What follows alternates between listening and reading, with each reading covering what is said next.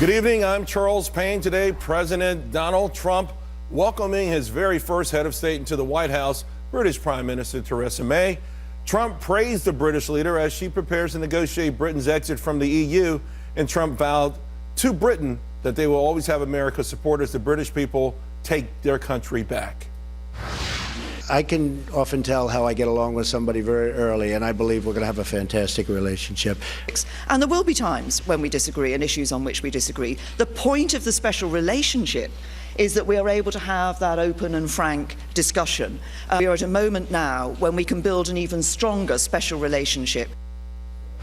Joining me now to discuss, Adam Goodman, Danielle McLaughlin, and Ron Christie. Adam, let me start with you. First of all, how great was that press conference? I mean, it was loosey-goosey. It moved fast. Donald Trump was humorous.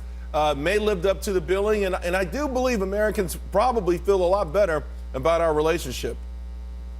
Well, I can tell you, I would refer to this as Donald Trump's Mother Teresa moment, because Theresa May came in and gave him a shot in the arm, I think, that's been missing maybe for the first week. And I haven't felt this way about an ally standing strong with us and beside us. You know, it made me go back to the days of Tony Blair and George Bush after 9/11. It felt good again. And I like what she said when she said a confident America is good for the world. You know, Donald Trump liked hearing those words, too. And that's something to build on, that these two nations, even if they disagree, stand together. Isn't that wonderful? The shot in the arm, though, that part, what was missing? Because it felt like it was a huge week for the president. Well, I think the president, after his conversations, we'll say, with Mexico, needed to show maybe some confidence and steadiness himself in terms of foreign policy. And boy, what a moment it was for Theresa May to come through and show that Britain and America see eye to eye. And by the way, it wasn't just a kumbaya moment. She also gave Donald Trump some instructive lessons about what to do, about having to stand up, about showing up and leading, that there's a responsibility for that, and also some words about Russia. But in total, and in sum, it was a moment where two nations with a long history of pulled together once again in a very, very difficult and challenging time. Danielle, as a Democrat, progressive, watching this, I mean, it was a great week for Donald Trump. There's no denying that. And it ended up really, I mean, and to Adam's point, this, I think it was the perfect visitor, considering the historic alliances and also Brexit. And I thought the press conference went very well.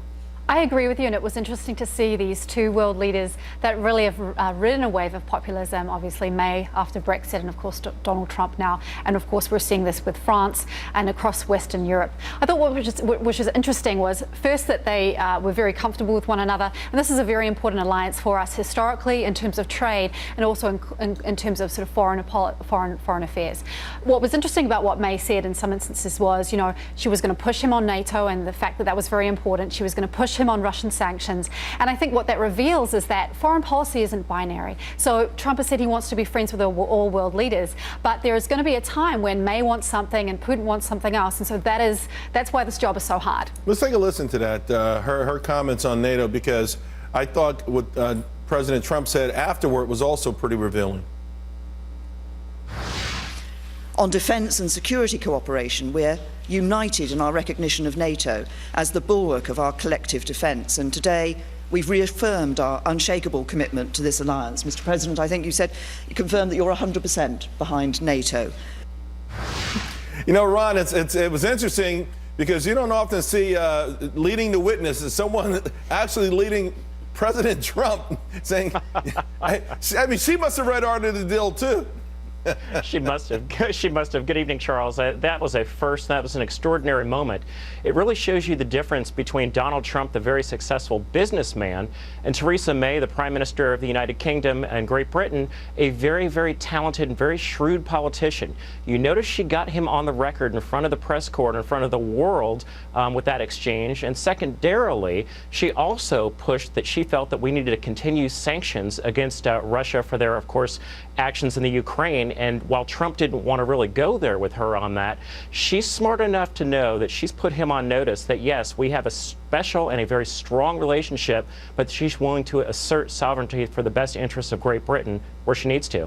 And of course, Adam, she's also put Europe on notice as well by achieving this meeting and reaffirming that she's going to come from a position of strength. This is, of course, if somehow the Supreme Court and Parliament don't mess this up, which is a whole different topic.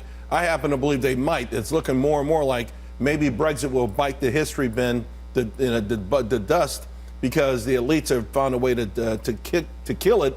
But if they don't, I like the way she put Europe on notice as well, because she does want to trade.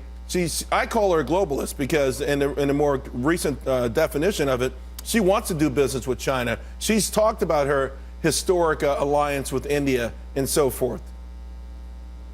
She redefined today, the words nation state. What does it mean to be a nation state in the modern world? And that means partly measuring up, as I said before, and being responsible. But it also means making sure you remember who you're representing. And that's one of the great connections, clearly, between Theresa May and Great Britain and in this country and Donald Trump, that they both recognize that they represent the people, that it starts with the people and being responsive to them. And even with that, I like the words, we were just talking about NATO. Theresa May was talking about, reform and renewal, not rejection, but reform and renewal. And I think Donald Trump can live with that. And I also believe in terms of Russia, it was very Reagan-esque when she said, engage but beware, as opposed to just trust but verify. There is something good happening again. For the first time in a week, in my opinion, there was a feel-good moment in this country that the new administration had more than itself, to press forward with. They have a friend. On that note, Adam talked, Danielle, about the connection with the people. I feel like President Trump's connection with the American public gets better and better every day. Your party spent a better part of this week in West Virginia trying to figure it out. I got to tell you, some awful moves in my mind post-election with leadership and other things like that.